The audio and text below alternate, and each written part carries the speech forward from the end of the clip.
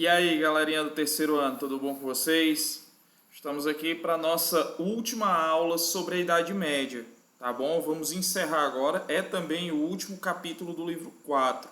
Lembram que a gente combinou em sala de aula que a gente ia seguindo cronologicamente, não é? Dentro dos livros, para que depois a gente volte para o livro 1, 2, 3, 4, 5, 6 de novo, para a gente ir seguindo uma ordem cronológica nas nossas aulas, não é, pessoal? Então agora a gente já viu o Império Bizantino, a gente já viu os árabes e o islamismo, feudalismo, a cultura e a igreja medieval, já vimos a Baixa Idade Média, não é, nos seus primeiros anos, do século XI ao XIII. Agora nós vamos falar, pessoal, sobre os séculos finais da Idade Média. Nós vamos entrar agora, pessoal, num capítulo que vai falar sobre a crise do século XIV.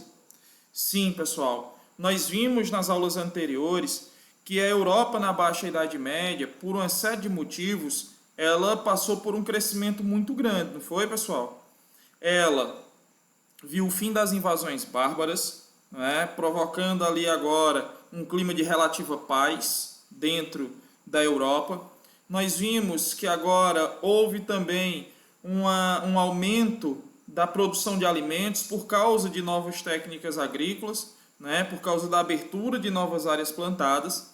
E nós vimos também, pessoal, que houve as cruzadas, e as cruzadas estimularam agora as pessoas na Europa a circularem de um lado para o outro.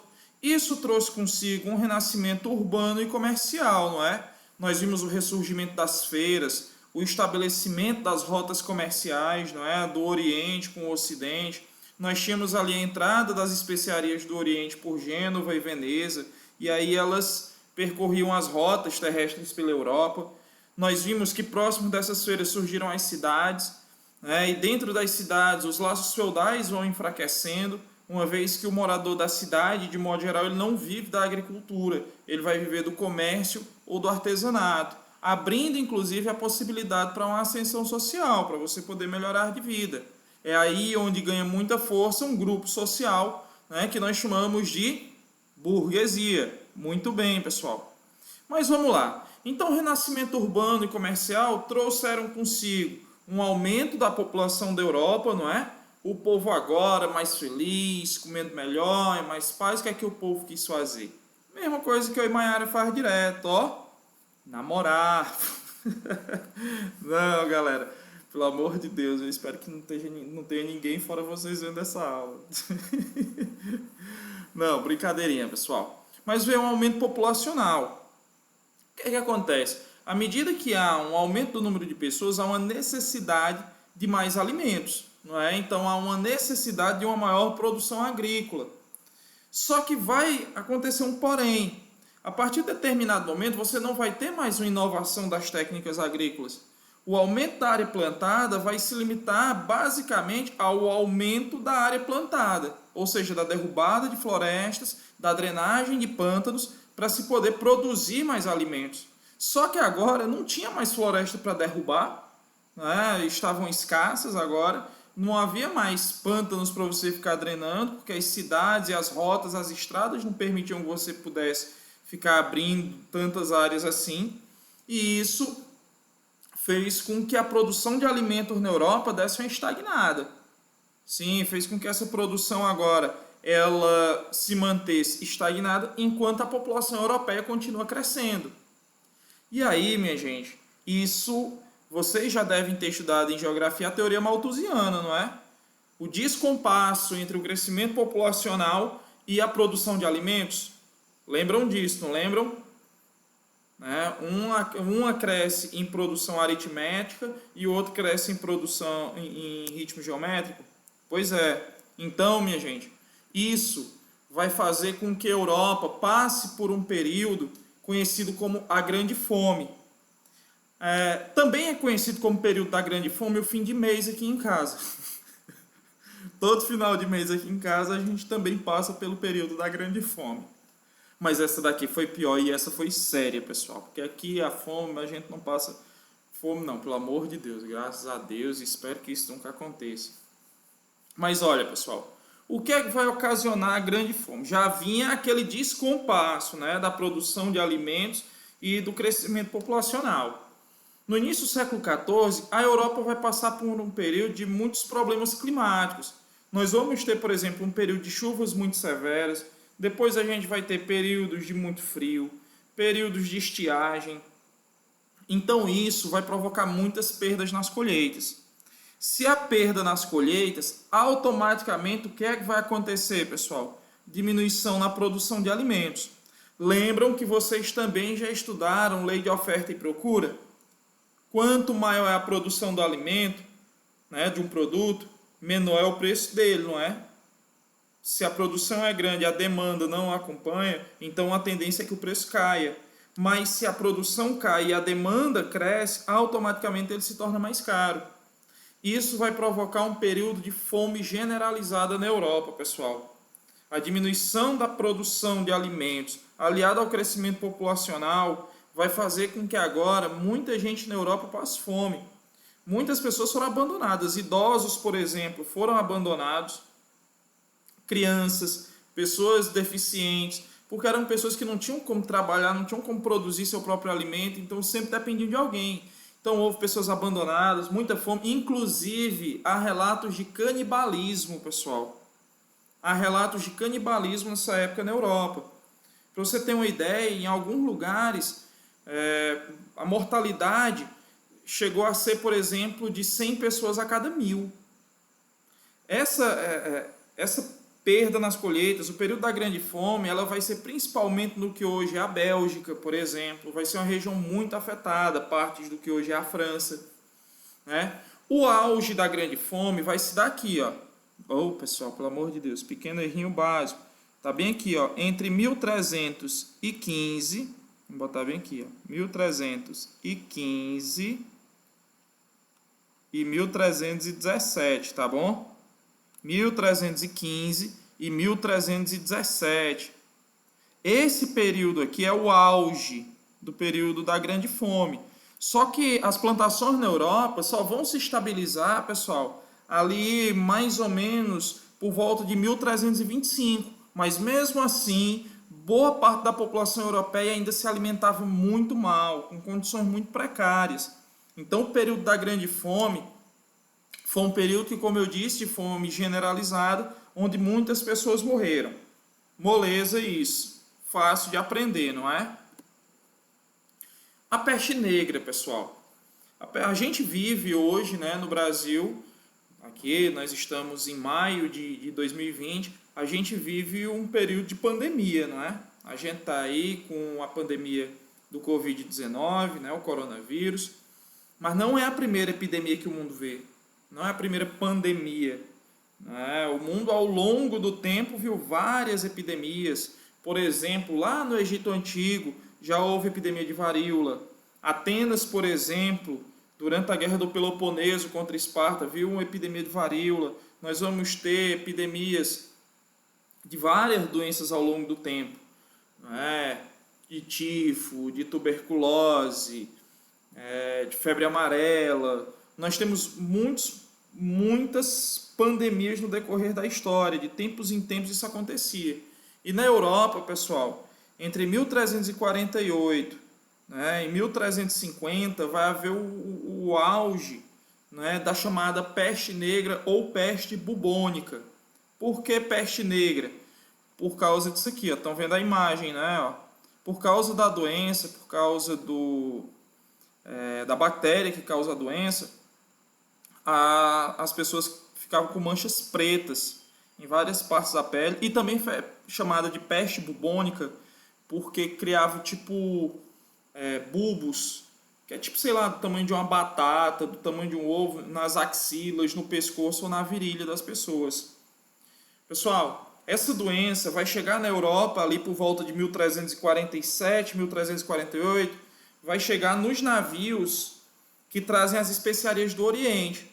Sim, nesses navios haviam ratos. Os ratos nesse navio tinham carrapatos. Esses carrapatos eram os transmissores da doença. Num primeiro momento, a doença é transmitida principalmente por ratos. porque ela vai se espalhar, né, por várias partes da Europa, posteriormente vai ser pelo ar. E aí as pessoas na Europa, muitas vezes por desconhecimento, por tudo, elas não sabiam como tratar. A medicina também era extremamente precária. Nós vimos, por exemplo, que a medicina passou por um período de muita estagnação, né? E a doença começa a matar muita, mas muita gente, pessoal, em várias partes da Europa. Ela vai se espalhando com muita velocidade. Principalmente, pessoal, por causa da higiene precária dos europeus. Sim, eu digo direto a vocês, europeu até hoje, muitos europeus não têm o hábito de banhar todos os dias, viu, pessoal? Também por causa da péssima alimentação. Lá nas cidades europeias, as pessoas dividiam espaços com animais, né, galinhas, porcos, bodes, e ali entre as fezes, a urina desses animais. Então a doença, pessoal, ela se alastra com uma velocidade enorme. E a mortalidade dessa doença, para você ter uma ideia, em 10 dias, sem tratamento, ela mata cerca de 80% das pessoas neste período na Europa. Qual é o grande porém? Tudo era explicado através de quê? Lembram que nós estudamos a cultura medieval? Tudo era explicado através de quê? Da fé. Então, pessoal, as pessoas acreditavam que aquilo era um castigo divino, que aquilo ali era Deus castigando a terra. E aí as pessoas vão buscar bodes expiatórios. Sim, muitos judeus, por exemplo, vão ser perseguidos, porque eles são acusados de serem os responsáveis pela peste negra. Dizer que Deus estava castigando os europeus por causa dos judeus que viviam lá. Ou muitos judeus eram acusados, por exemplo, de contaminar a água que os europeus bebiam. É uma doença, pessoal, que, por exemplo, relatos de um italiano, por exemplo, chamado Agnolo di Tura, ele teve que enterrar os 5 filhos dele. Teve uma hora que morria tanta gente, pessoal, que não tinha nem como você fazer velório. Essas pessoas, para começar, ninguém ia. Se soubesse que a peste negra matou uma pessoa, por exemplo, aqui na cidade, as pessoas simplesmente iam embora. Corriam para o outro lado. Sobrava um ou outro familiar para às vezes sepultar a pessoa que morreu. Só que às vezes morriam tantas pessoas que corpos ficavam abandonados. Eram sepultados em valas comuns. Né? E como é que se tratava a doença? Basicamente com canja de galinha e com oração. Basicamente com isso. Então, vão surgir, por exemplo, grupos de flagelantes, pessoas que andavam pelas cidades europeias se chicoteando, se batendo, pedindo perdão a Deus pelos pecados, para que Deus tivesse piedade. Alguns nobres, por exemplo, mais ricos, e aí, mais uma vez, olha como essa diferenciação social acontece. Muitos nobres, como tinham mais condição, eles iam para lugares sempre onde não haviam relatos de peste negra, para poderem escapar.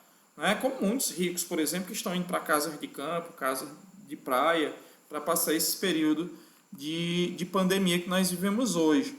Então, pessoal, não esqueçam disso. Talvez isso seja um tema que venha a ser muito cobrado no Enem, possa vir a ser falado tanto na parte da história como na parte da biologia, porque o Enem adora tratar sobre temas atuais. Então, fazer essa relação pode ser uma coisa que venha a ser cobrada de vocês, viu? Olha aí, pessoal. Entenderam isso, né? Olha aqui, ó, nós já temos 2 motivos para a crise, né, do século XIV. Nós temos a fome e a peste. E como se já não bastasse a fome e a peste... antes de ver isso, olha aqui, pessoal. Outra coisa, muitas representações artísticas da Idade Média eram representadas com essas caveiras, ó, aqui, ó, chamadas danças macabras, viu? Eles chamavam isso aqui de danças macabras. Você via pessoas de várias classes sociais, ó, dançando com essas caveiras e tudo, era como se fosse um ritual da morte.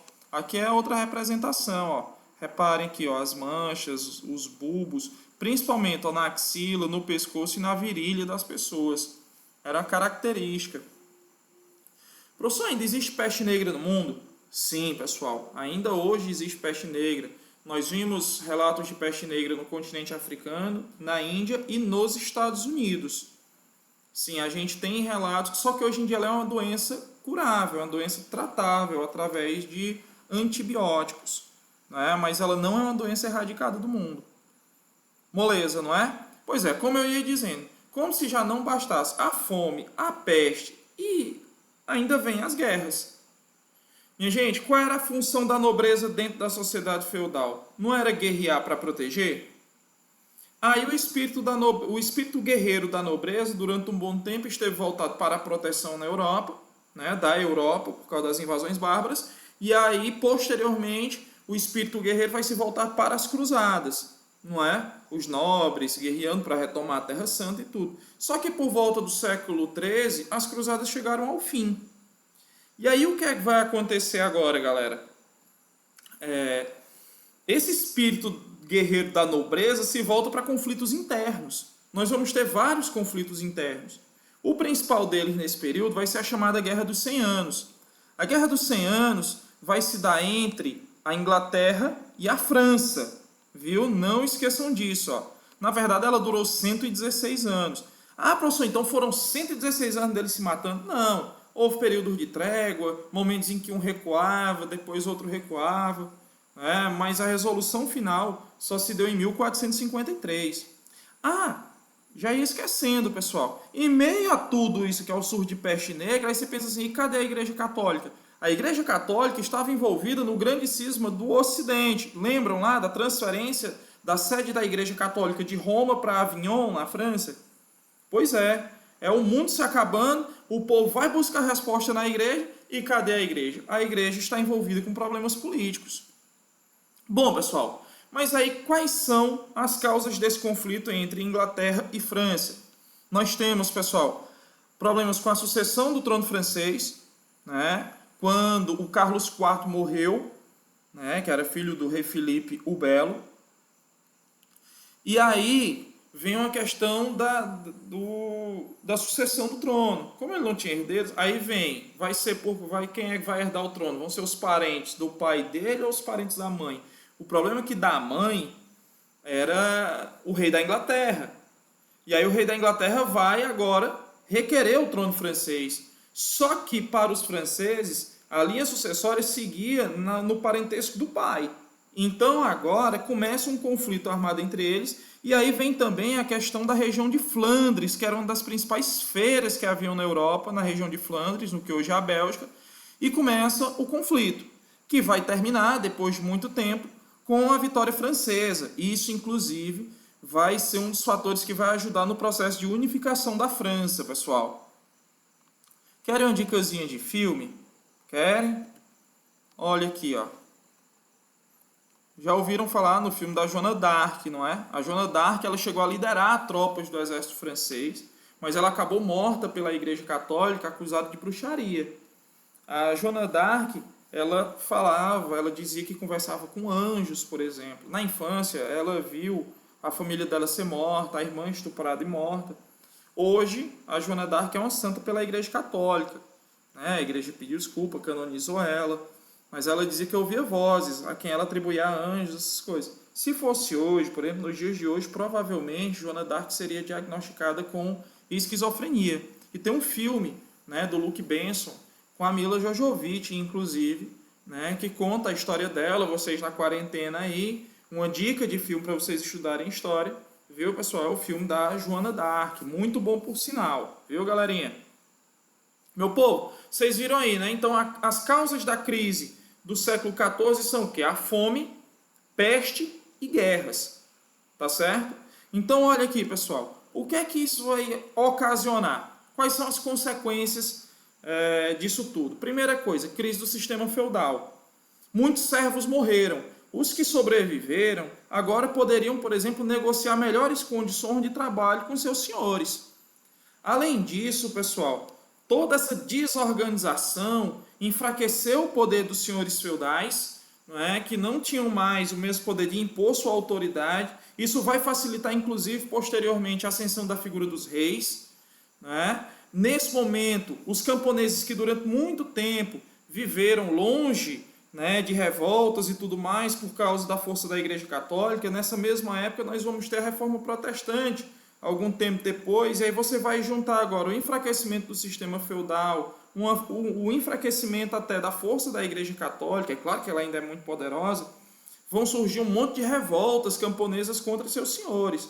Na França, por exemplo, os servos eram chamados por seus senhores, né, numa tradução para o português seria de João Ninguém. Não tem? Até hoje a gente não fala, fulano tá um João Ninguém. João Ninguém era uma forma como servos eram chamados muitas vezes por seus senhores lá na França. Então vão surgir várias revoltas, a Idade Média vai chegando à sua crise final e o processo de passagem para a modernidade, pessoal, vai trazer muitas mudanças que nós estudaremos mais adiante e nós vamos entrar numa das partes mais fascinantes da nossa disciplina daqui para frente, porque tem muita coisa acontecendo ao mesmo tempo. Nós vamos estudar Renascimento, Reforma Protestante, expansão marítima, conquista da América. Cara, é muita coisa acontecendo ao mesmo tempo. Tá bom, galerinha? Então, olha, vamos combinar o seguinte. Para a próxima aula, eu vou enviar para a escola agora uma lista de exercícios que vai ser enviada para vocês posteriormente. Qualquer coisa eu também vou colocar lá no grupo de vocês. E na nossa próxima aula, a aula de segunda-feira, nós vamos responder questões tanto que já estão no livro de vocês, quanto questões de Enems e de vestibulares anteriores. Tá bom, pessoal? Então, por hoje é só. Tchau, tchau. E fiquem com Deus. Né? Vamos passar por tudo isso para depois a gente poder estar de novo compartilhando a sala de aula naquele clima, né, de sala de aula da qual eu tenho certeza que todos nós, né, não só eu, mas também vocês, estão morrendo de saudade. Tá bom, pessoal? Um abraço e até a próxima.